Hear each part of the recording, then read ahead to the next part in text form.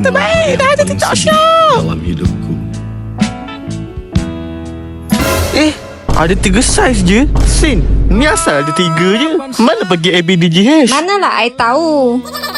Oh, macam ni gang. Dekat TikTok Shop ada 3 saiz je. Kita orang ada banyak saiz daripada A sampai H. Tapi kalau ada yang tak ada tu, korang tekan je link kat bio tu. Lepas tu DM kita orang. Lepas tu mesti akan ada yang tanya, Min, macam mana nak place order ni? Ada editing, no editing ni? Pertanyaan yang mini culture.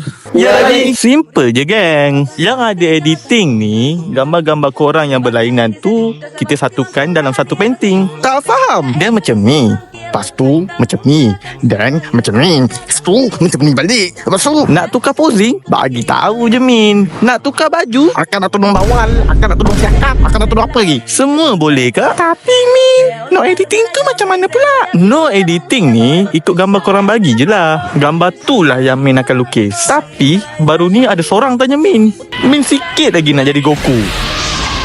Dia tanya, Min, kalau saya nak edit gambar dinding boleh ke? Min pun macam, Okey, saya cuba nak faham. Abang nak edit dinding kan? Macam ni.